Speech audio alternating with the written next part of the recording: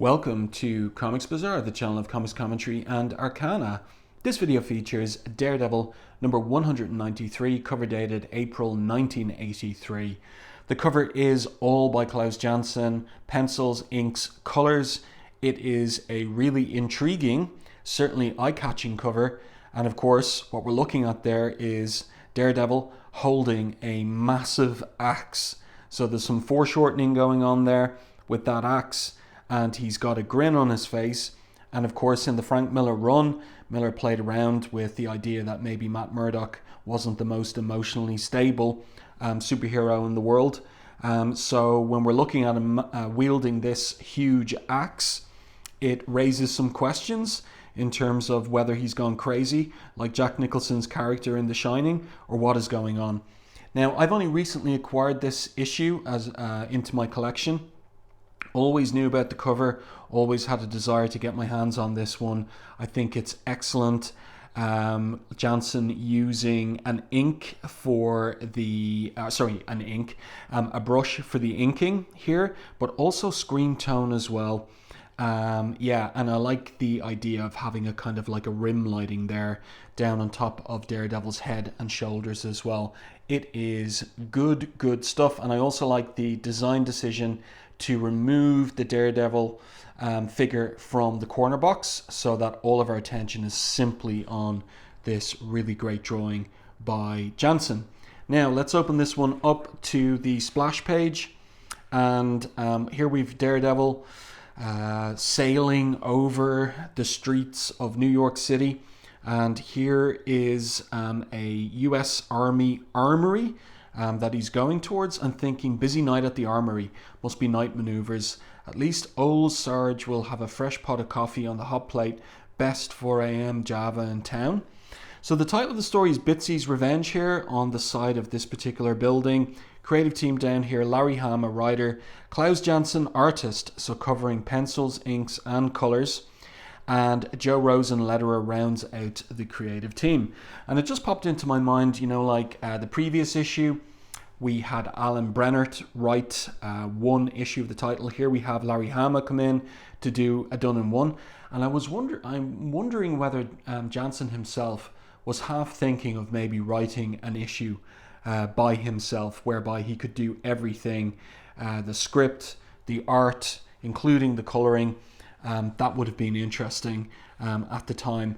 So let's see how this develops. It's a 22-page story. Daredevil comes in the top of the armory there. He's walking along these roof beams, and he senses something with his radar sense that Sarge has been shot, and he's lying there on the ground with these packing crates around him. And the Sarge says they was in uniform, Daredevil, but they wasn't soldiers. So Daredevil drops to the ground. He says, just take it easy and I'll get you to the hospital. No medivac for me, son, says this grizzled old soldier here with his medals on display too. But I've been in enough firefights to know when a sucking chest wound has got your number. They was bad men, Daredevil, and the tall skinny one was the worst. So remember that, tall and skinny. And that one was the worst. You got to stop him. They got the Dragon's new wire-guided anti-tank missiles, punches through 8 inches of armor plate like spit through a sieve. Imagine what it could do to an armored car or an airliner. So were these terrorists getting their hands on some US military armaments? Daredevil here tuned into Sarge's heartbeat. Like this page, Klaus Janson has learned from inking Miller this particular layout, the full horizontal layout. So we've got 5 panels here. We've got the heartbeat indicated with a color hold in the foreground, and then there's another color hold in the background, a green one of the story of Bitsy. So Bitsy is Sarge's sidearm, and it was his father's. His father gave it to him as a gift the day that Sarge enlisted 29 years ago. Dad carried Bitsy through 2 years of trench fighting in World War I. So it's an old handgun. Daredevil in the meantime is thinking he's fading fast. And then Sarge says, have I ever told you how Bitsy saved my life? About 100 times, Sarge. 1 in a million chance. this MVA regular was running straight at my face with an AK in one hand and a stick grenade in the other. But just at that point, his heart gives out and he dies. So that's nice the way that, he drops out of frame there, and you can see the expression on Daredevil's face as well, just slightly indicated there, the upturn of his brow. So that's really well done. Nice work on this page and storytelling by Janson. So let's continue, get past these advertisements. We'll get the full, you know that we will learn all about the ending of that story by the end of this issue, how Bitsy saved his life. At the front of the armory, though, a truck is being loaded up with crates, and the driver says terrific and whizzes off. I only needed one case, but two is better. So these guys are left behind, and Daredevil drops down to interrogate them. So again, we see the full horizontal panel layout, and also we've 3 there with no dialogue as well. Again, this is something that Larry Hama must have learned from reviewing Frank Miller's run on the title, and Janson, of course, providing the fight choreography here. It's very fluid, and Daredevil, of course, gets the better using his billy club of the first of the 3 soldiers, and he comes right up behind the other as he's about to make a run for it.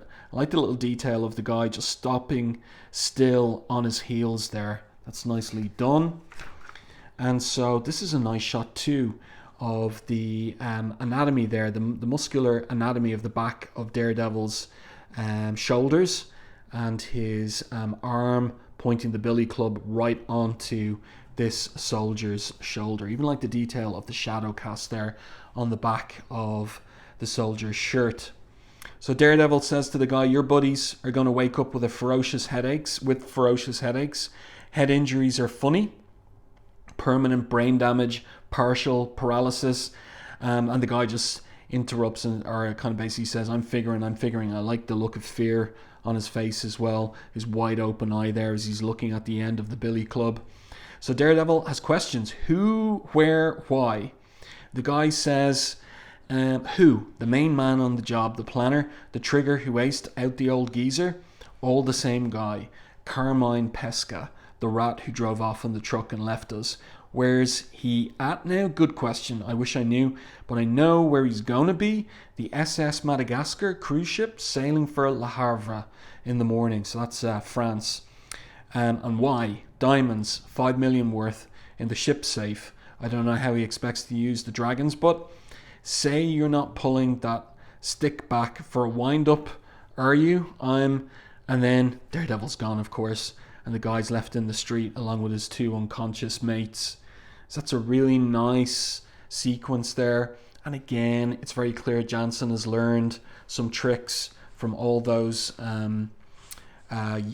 few years of inking Miller's pencils, as well as working over Miller's breakdowns in the last year of Miller's run on the title.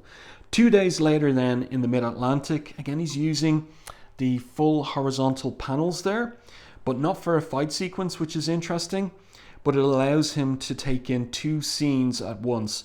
Matt here on the cruise ship being, or basically asking this woman who's in the cabin beside Carmine Pesca. So this is Carmine Pesca here, trying to get some info from her on the guy, and then she's kind of taking a shine to him. But she says about Pesca, claims to be in the diamond business, but I suspect he's a farm machinery salesman. You should see his luggage. Case is big enough to hold a combination thresher. So Matt thinks, I'm big enough to hide a dragon missile or 2. I wonder how the tall girl fits in. So we're keeping an eye on these 2 little scenes, Matt and this woman, the tall girl and Pesca. And what happens is the tall girl slaps Pesca in the face, and he walks off. You don't know when you got it good. And the woman here that was kind of hitting on Matt walks off too, when Matt basically uses the ruse that when she asks him, is he married? No, not anymore. My 6th wife, the oil heiress, passed away suddenly. Of course, I was acquitted. So she's heading off for her tennis lesson, and this guy's off too. So that leaves Matt and the tall girl on deck. And she looks a little bit like Sybil Danning, doesn't she? What are you staring at? She asks him. Nothing, I'm blind, he responds. So she's all embarrassed. This is embarrassing to the max. You must think I'm a thoughtless clod, and you're right. And then he calms down the situation. No. Really, actually, my answer was a bit rude. I've adjusted to my blindness so well that many people don't notice right away. Friends? So it seems like so.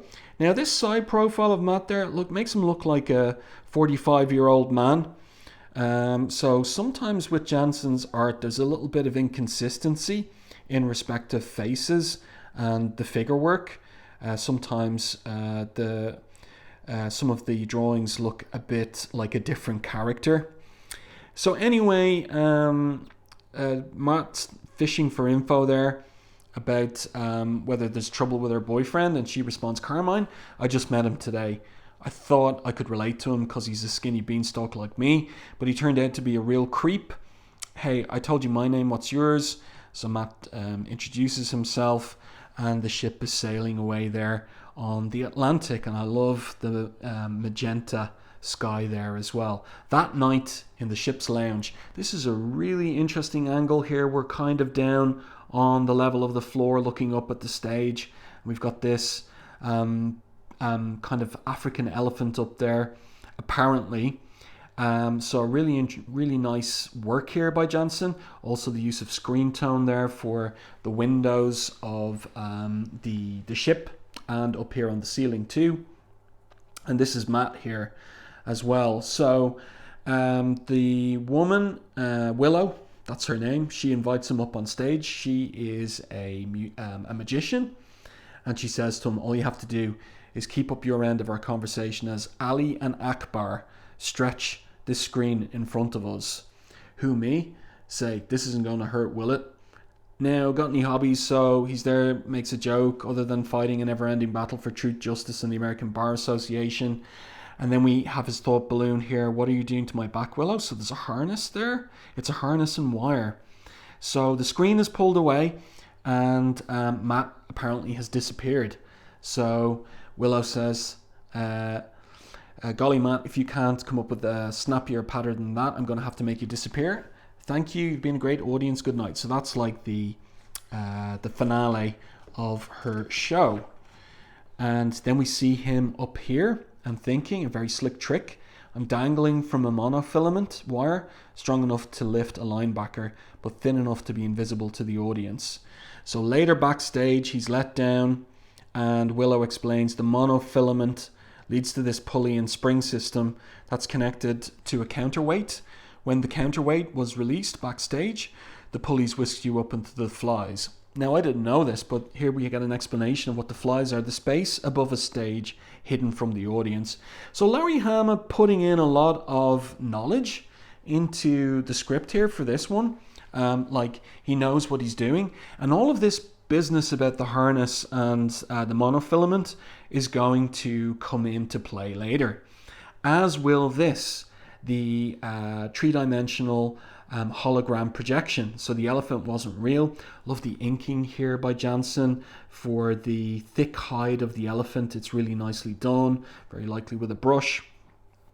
So that also is going to come into play later on. So Larry Hama has set everything up here, and now we're going to get to more action. So Daredevil Matt changes into his Daredevil costume, and he's hanging out up here with the like the ship's antenna and radio wire system, and he's keeping an eye on Carmine Pesca, who's outside and looking out to sea. He's staring out to sea as if he was waiting for something.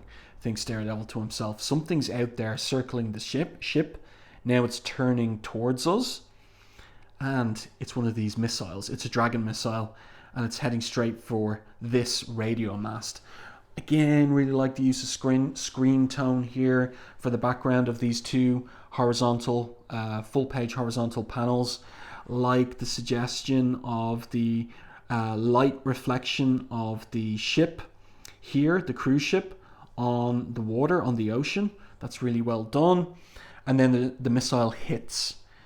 That's what Carmine needed. The missile to knock out the ship's radio, so we can't call for help. That's what Daredevil thinks as he drops to the ground there. The blast must have bent over the radar dish so that it's pointing down now instead of out to sea. All those pulses are messing up my own radar sense. Can't see a thing. I'm totally blind. So Daredevil is handicapped by virtue of what's happened here with the radio mast. Again, another page of these full horizontal panels. And what do the passengers see, except for a submarine surfacing out there, and it's got a skull and crossbones painted on its conning tower, and there is an announcement: you've nothing to fear as long as you cooperate. We want the entire shipment of diamonds in the ship's vault. You've exactly 10 minutes in which to comply. Failure to comply will result in the immediate sinking of your ship, and believe me, we possess the necessary firepower. So on the bridge of the Madagascar, one of the officers, the ship's officer, says 2 cases of missiles were stolen from the Manhattan Armory the day before we sailed. Half a case could send us to the bottom. Here are the keys and combinations to the vault. So this guy's going down to get the diamonds. More announcements here from the submarine, and also a little dinghy there making its way across the water over to the cruise ship. Daredevil here still struggling with the radar dish that's pointed down at him and interfering with his radar sense. His radar sense is nullified, he's thinking to himself. And now we get an interesting switch from Janson in terms of layouts. We've got the classic 9-panel grid layout, the one that was used very often by Steve Ditko. So he is using that here. I don't think we ever saw Frank Miller use this particular grid layout. So intriguing, Janson doing his own thing in this regard. Of course, this would be the layout subsequently of Alan Moore and Dave Gibbons' Watchmen as well. So we have the diamonds emptied into a sack. This guy comes up on deck. The raft is approaching, and the diamonds are dropped down to the awaiting raft. And Mr. Pesca is there, watching everything. Think you would be more comfortable and not safer below deck, says one of the ship's crew. Yeah, well, I like the view from up here, so get lost and hang yourself from a yardarm. Why don't you, says Pesca. And we have him lighting a cigarette there, so we get some Frank Miller style spotting of blacks from Janson. The ship's officer walks away saying nothing, and then we zoom in here. The camera, so to speak, zooms in on this emergency, what would you call it, like container, in case of fire, break glass. And so we've got the fire hose in there, but we have the little shadow of where the axe would be. So who's taken the fire axe? Well, it's Daredevil. So here he is swinging it. So that gives us the reason why Daredevil's holding that axe in the cover image. He's not using it against a person. He's using it against the radar dish. So he knocks it off from the radio tower. That's a relief, he thinks. My head's still ringing, but my senses are back. And, oh no. So he realizes somebody's down there right in the path of the falling radar dish. And now this is kind of unbelievable, because he's got all this time to think all of these thoughts in his thought balloons, as well as yell out a warning to Pesca, hey you, get out of the way, run. And the thing is falling like in slow motion, even as he's thinking more. He's a creep and probably a murderer, but I've got to save him. That dish is nothing but wind resistance. If I streamline myself out, I can probably catch up to it in time. So the thing must be floating down like a leaf, if we can believe that, and I can't. So in any case, Larry Hama goes with it. I think he should have pulled back on all of these thoughts here. Maybe gone for some third-person narrative captions instead to explain things. Because, as I said, like, it's just incredible that Daredevil can think all of this, and the radar dish is falling in slow motion. In any case, he manages to boot it away just in time, and then he drops in front of Pesca, grabs him by the lapels of his jacket, and says to him, "You're lucky I don't keelhaul you. Now start calling off your pals in the submarine." And then Pesca says something interesting. "You think I'm in on this piracy scam? No way." Daredevil says, "Don't get cute with me. I was there that night at the armory when you shot at the old Sarge and stole the missiles. Your stooges talked to Mean Streak." And so this is a really interesting panel here. This kind of upshot on the guy's face, the lighting there, how popped his eyes are as well. He really does look like he's both shocked and afraid. Army Sarge missiles? Look, I don't know what you're talking about. I'm just an actor. When I'm working, and I'm working now, that Willow Dane hired me last week for the whole cruise season. So Daredevil says, "Your lies are getting thin, Pesca. Willow just met you this morning," and we saw that earlier. She said that to Matt Murdock. "Wrong," says the guy. "She put an ad in the trades papers for a tall, skinny actor to be an audience plant. She needed someone she could disguise herself as for a disappearing act. You know, with a little makeup, she looked just like me." So this is an intriguing twist. Do we believe him? Meanwhile, a radio-controlled rubber raft bobs in the wake of the Madagascar, empty except for 2 mannequins. So nobody was aboard that rubber raft, rubber dinghy. And what's going on here? The diamonds. The quick attach harness worked perfectly. We needn't have tried it out on that blind lawyer. But it's a good thing we practiced with the radio controls. Positioning that raft below our porthole was trickier than I thought. Almost as tricky as aiming the missile. So everything has been staged. It's all been a kind of magic trick. The submarine itself is a hologram projection. Akbar, keep that submarine hologram sitting out there nice and steady until we're ready to make her submerge, says someone off panel. And we see these gloved arms pulling or picking up the satchel, the bag of diamonds. You know, boys, the real beauty of this caper is that when we get to France, the customs agents are going to be staring at all the gear we used to pull this off, and they won't suspect a thing.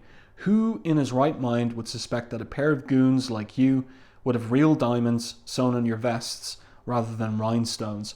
So that's the whole caper, the whole ruse and scheme by Willow, the mastermind of all of this. And Daredevil is just standing there in the doorway, hand on hip. I don't just suspect, I know, he says. So he takes them all by surprise. And now we have Janson returning to what he learned from Miller, the full horizontal panel layout for a fight sequence. And again, it reads very smoothly. The throne, projector, Daredevil kicking the guy in the chest with his left foot, and then dodging the pulley here, the rope and pulley, and kicking the other guy in the stomach. And yeah, the fight continues. I'll hold him, Ali, you break him, I'm gonna, let's see. Gonna what, says Daredevil. So kicks this guy in the jaw, double kicks him, elbows this guy in the sides, and kicks him right in the jaw as well. So that's really well done by Janson. And now he's facing off against Willow. It was all a sleight of hand trick, wasn't it, Willow? You disguised yourself as Carmine to plan and pull the armory job, and Carmine was set up to take the fall. So she admits to it. "You bet," she says. "He was the patsy in more ways than one. Now cut out the chit-chat and do what you came here for, if you can." So Daredevil says, "Don't make it tougher on yourself, come in quietly," but of course she's not going to. And she is pretty physically agile there. She says, "You're as good as the papers make you out to be. It makes things harder, but I'll just bet you can't dodge bullets," as this handgun appears in her hand. And of course, it has to be Bitsy, right? That's the Sarge's gun. You stole it after you, and of course you killed him. Shot him? Yeah, I blew away the old duffer. He didn't even go for his gun, just tried to talk us out of it. So now Daredevil starts explaining. There's a reason for that. The gun doesn't work. Hasn't worked in 20 years. And she doesn't believe him. I've come too far to believe his story is obvious and desperate as that. Goodbye, Daredevil. And there's an explosion when she pulls the trigger. and Daredevil catches the gun. And now we get the full story that was being told by Sarge when he croaked it. Old Sarge never hurt another human being in his whole life, Willow. He was a supply clerk, a rear echelon commando. Until one day, when the rear got overrun, he was eyeball to eyeball with a VC, making like Johnny Unitas with a hand grenade. So we saw that, and then the Sarge died. Even though it was a clear choice, he couldn't bring himself to pull the trigger. The grenade went off prematurely. When he opened his eyes, there was a hunk of shrapnel jammed in the barrel. That shrapnel should have sliced his head off, but Bitsy stopped it. Sarge thought it was a sign. He sawed off the protruding end, stuck that 45 back in its holster, and that's where it stayed until you came along. So what's unclear here is, did the backfire of the gun kill her or stun her? What's going on there? And this is the end of the issue. So a really kind of tightly plotted, done in one story by Larry Hama. And very good storytelling along the way by Janson. And where is G.I. Joe in respect of this? G.I. Joe number 10 is out the same month, also written by Larry Hama. So there you go. Now, there's 2 pages of letters here. Due to a flood of letters on issue 190, we're turning over 2 entire pages to your comments. So this is all about the wrap-up to the Elektra saga, I suppose we could call it. And lots of adulation and acclaim for Frank and Klaus in respect of that. And there you go. I do hope that you enjoyed this review and commentary on Daredevil 193 with that amazing cover. Let me know your thoughts on this one in the comment section. If you enjoyed my review and commentary, please like and share the video. It really does help the channel. If you haven't done so already, subscribe to the channel and stay tuned for more content like this.